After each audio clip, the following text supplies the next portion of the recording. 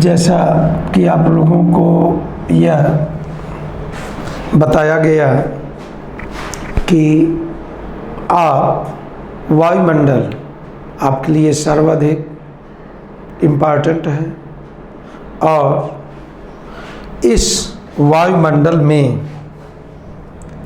Atmosphere में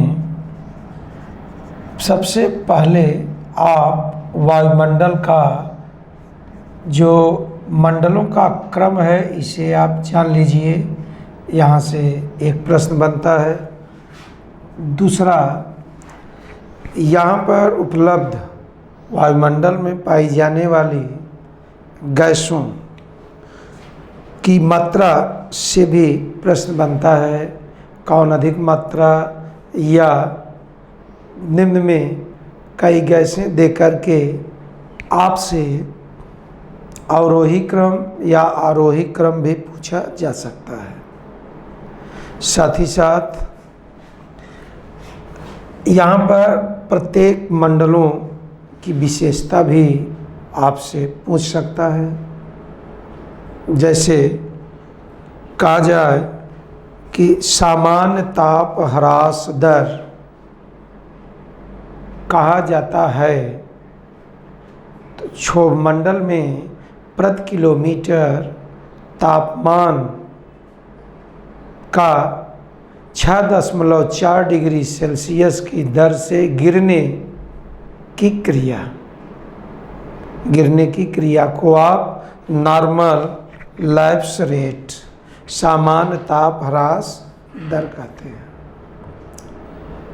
अगला आपके यहाँ बहुत बार पूछा गया है, many times, that किस मंडल का दूसरा नाम प्रकाश मंडल है?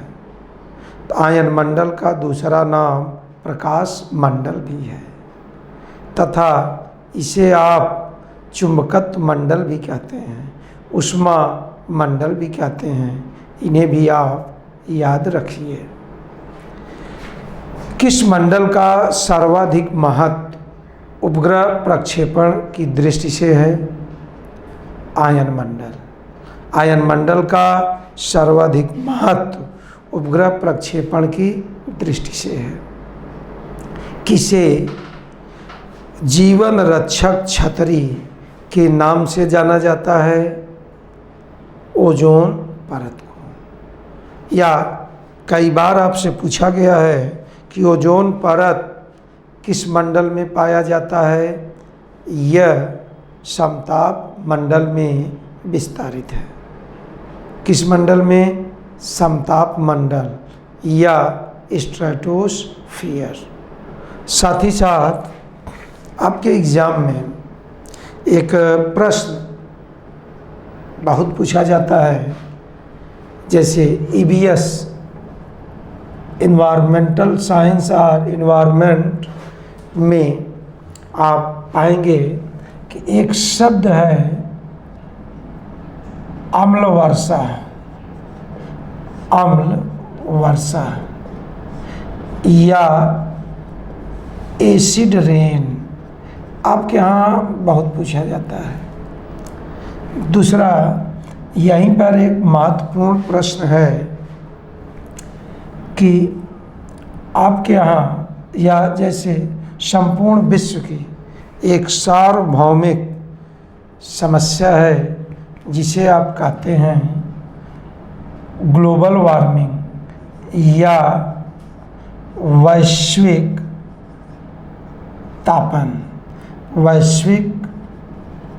तापन या इसे ही आप ग्लोबल वार्मिंग कहते हैं। Global warming. एक और महत्वपूर्ण बिंदु है हरित गृह प्रभाव। हरित गृह प्रभाव या ग्रीन हाउस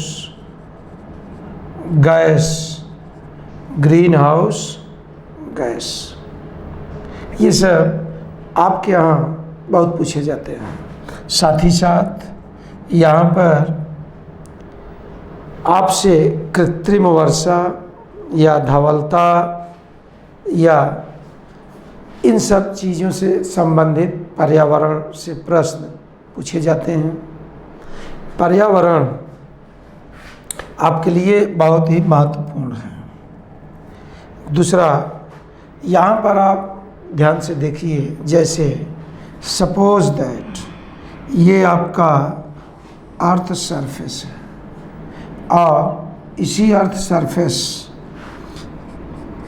पर यहाँ जीवन पाया जा रहा है, यहाँ आप निवास कर रहे हैं। Suppose that this is earth surface. यहाँ अर्थ सरफेस और सूर्य का प्रकाश हमें प्राप्त होता है, सूर्य का प्रकाश हमें प्राप्त होता है। अर्थात धरातल पर प्रकाश कहाँ से प्राप्त होता है? सूर्य से हमें प्रकाश प्राप्त होता है और इसी को अवशोषित करने के कारण धरातल गर्म भी होता है, धरातल गर्म होता है तथा इसका यहाँ से परावर्तन मीन्स रिफ्लेक्शन, यहाँ से सूर्य का प्रकाश का आना और धरातल से परावर्तित होना टेरेस्ट्रियल रेडिएशन कहलाता है। दूसरा, इस धरातल पर कहा जाता है मानवीय गतिविधियों में, जैसे यहाँ पर ड्यू टू इंडस्ट्रियलाइजेशन या औद्योगिकरण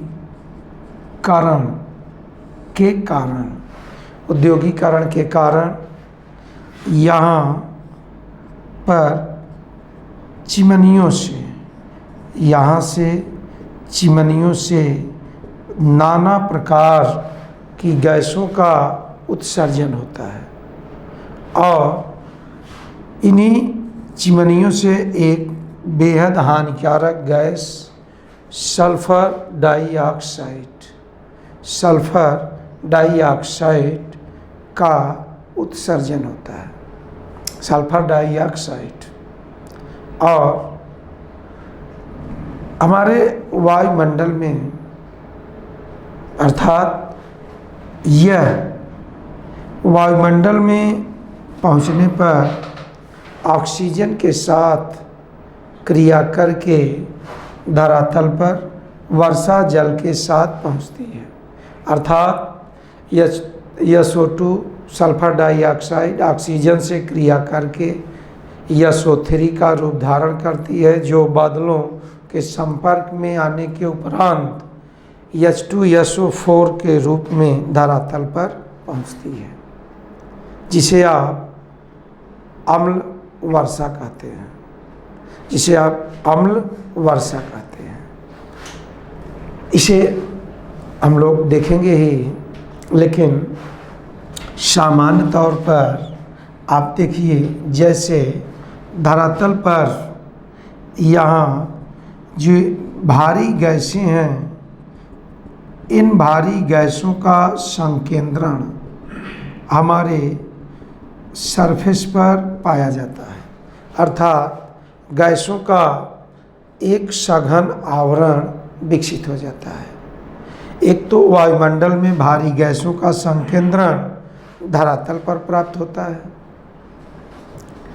दूसरा, यहाँ पर विभिन्न गतिविधियों के कारण, विभिन्न मानवीय गतिविधियों के कारण उत्सर्जित गैसों का भी इसमें वृद्धि के कारण ये इस परत संरचना में भूमिका निभाती हैं।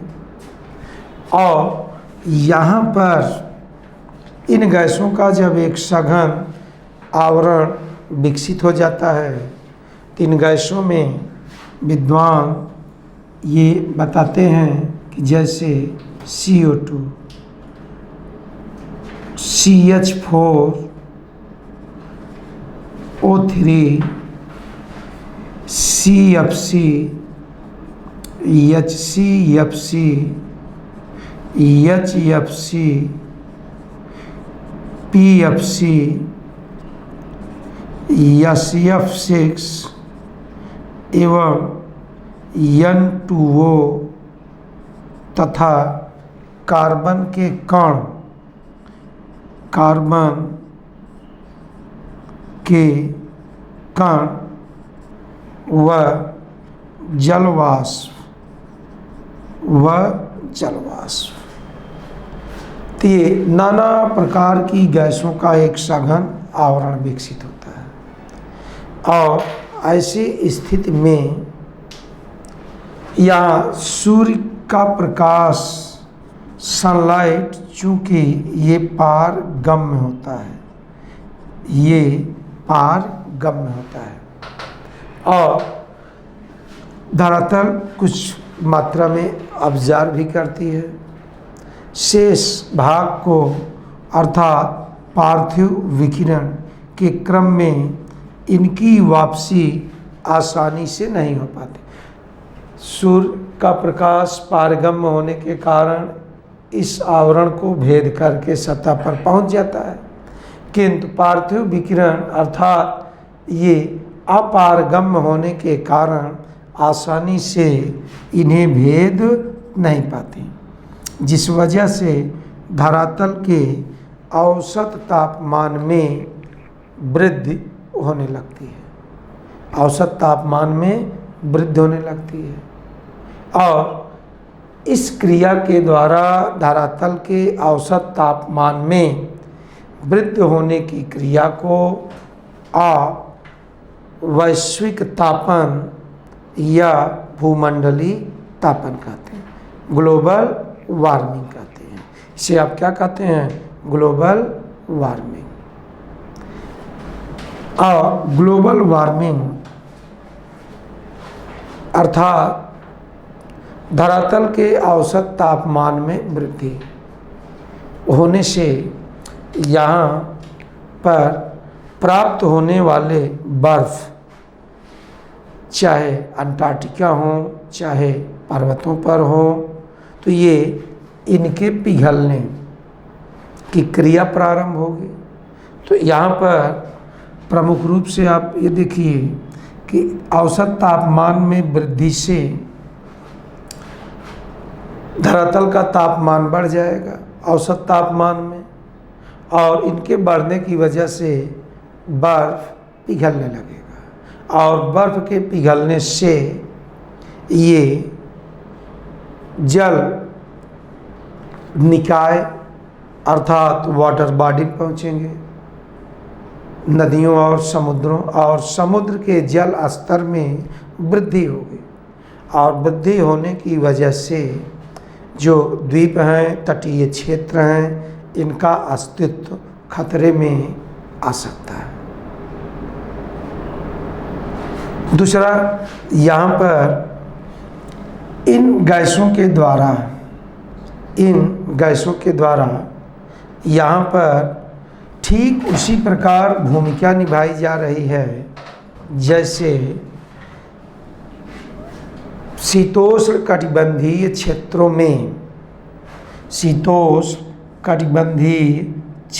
में शीश महल अर्थात कांच के घर, शीश महल भूमिका निभाते हैं।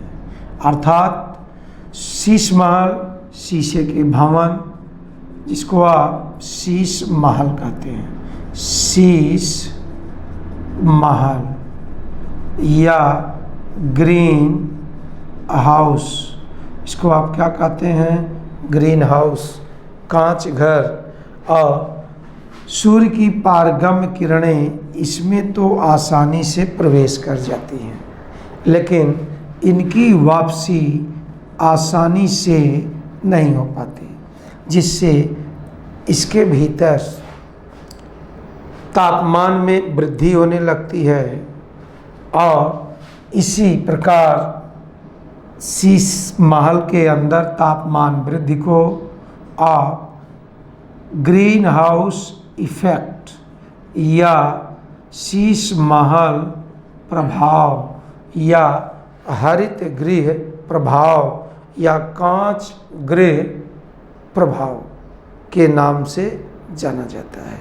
ये शीतोष्ण कटिबंधीय क्षेत्रों में इनका निर्माण किया जाता है फलों, सब्जियों इत्यादि को संरक्षित रखने में, तापमान में बढ़ोतरी के लिए, एक आदर्श तापमान बनाए रखने हेतु। यहाँ पर ऐसी क्रिया को आप ग्रीन हाउस इफेक्ट कहते हैं। जैसे कांच घर यहाँ पर तापमान बढ़ाने में भूमिका निभाए, ठीक उसी प्रकार धरातल के ऊपर तापमान में बढ़ोतरी के लिए उत्तरदायी हैं नाना प्रकार की गैसों का एक आवरण, अर्थात इन गैसों का यह आवरण ठीक उसी प्रकार काम कर रहा जैसे कांच घर। और यहाँ पर इन गैसों के आवरण से सरफेस का तापमान बढ़ने लगता है। जैसे इसके अंदर वृद्धि हुई वैसे सरफेस पर होती है, अर्थात अंडर दिस। और औसत तापमान वृद्धि की घटना को आप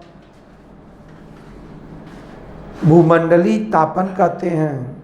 लेकिन इसमें यह जो गैसें हैं, इन गैसों को आप ग्रीन हाउस गैसें कहते हैं, क्योंकि ग्रीन हाउस की भांति ये यहाँ पर भूमिका निभाते हैं। इसीलिए इन गैसों को आप ग्रीन हाउस गैसेस कहते हैं। These gases are called green house gases. Green house gas से आप क्या कहते हैं? Green house gas. और ग्रीन हाउस गैस में विद्वान यह बताते हैं कि CO2 की भूमिका मोर देन 50% होती है। इन समग्र गैसों में ये अकेले ग्रीन हाउस गैसों में अकेले CO2 की भूमिका 50% से भी अधिक होती है। अतः आप CO2 को मेन ग्रीन हाउस गैस कहते हैं। इसे आप मेन ग्रीन हाउस गैस कहते हैं। CO2 is also called green house gas. दूसरे क्रम पर CH4 महती भूमिका निभाती है। तो यह आपके यहाँ बहुत ही महत्वपूर्ण प्रश्न है कि which gas is called green house gas, which is also called green house gas CO2, it is called green house gas. एवं CH4 यह दूसरे क्रम पर महत्वपूर्ण भूमिका निभाती है। CH4 के बारे में परीक्षाओं में पूछा जाता है। आप ये जानिए कि इसे आप मार्स गैस, फायर गैस या डैम्प गैस या खानी गैस, ये भिन्न भिन्न नामों से आप पुकारते हैं। इसे आप भिन्न भिन्न नामों से पुकारते हैं, जिसमें CH4 की भी महती भूमिका होती है। और भूमंडलीय तापन या ग्रीन हाउस गैसों की मात्रा में कटौती है ताकि भूमंडलीय तापन न हो, क्योंकि भूमंडलीय तापन से जलवायु परिवर्तन, क्लाइमेटिक चेंज की घटना घटित हो सकती है। और इस जलवायु परिवर्तन की दो अवस्था हो सकती है, आइदर फ्लड और ड्राउट। सूखा की भी स्थिति उत्पन्न हो सकती है, बाढ़ की भी उत्पन्न हो सकती है। तो यहाँ पर सूखा की वजह से बूंद बूंद के लिए जीव जंतु या पेड़ पौधे वनस्पतियाँ सूख जाएंगी और जीवन भी समाप्त हो जाएगा। तथा बाढ़ की अवस्था भी आपके लिए खतरनाक होती है। लोग अतिशय भयंकर वर्षा के कारण डूब कर मृत्यु हो सकती है। एक तो उच्च तापमान के कारण, औसत तापमान के कारण जल स्तर में वृद्धि, दूसरा भारी वर्षा के कारण वृद्धि। दोनों स्थितियां हमारे लिए हानिकारक हैं। और यहाँ पर आप जलवायु परिवर्तन से निपटने हेतु 1997 ईस्वी में एक जापान के शहर क्योटो में समझौता या यहाँ पर एक सम्मेलन हुआ, अनेक देश शामिल हुए और ऐसे समझौते को आप क्योटो प्रोटोकॉल के नाम से पुकारते हैं। Kyoto protocol. तो आपके यहाँ जो पूछा जाएगा वह है क्योटो प्रोटोकॉल किससे संबंधित? जलवायु परिवर्तन। जलवायु परिवर्तन, क्लाइमेटिक चेंज। किससे संबंधित? क्लाइमेटिक चेंज, जलवायु परिवर्तन।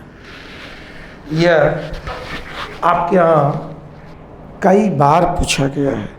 यह आपसे निवेदन है कि इसे आप पूरा याद करने का प्रयास कीजिए। और इसमें 6 गैसों की कटौती का प्रावधान स्वीकार किया गया था।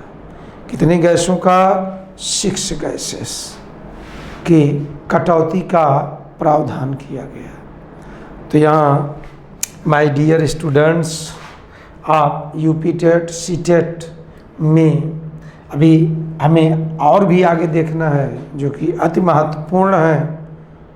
इनसे संबंधित हम घटनाओं को देख, लेकिन ये ज़रूर आपसे आग्रह करेंगे चूँकि यहाँ से एक प्रश्न अवश्य आता है।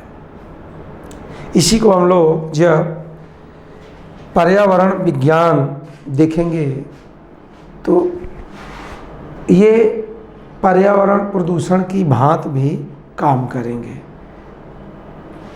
पर्यावरण प्रदूषण की भांति काम करेंगे। तो इसे हम लोग आगे देखेंगे।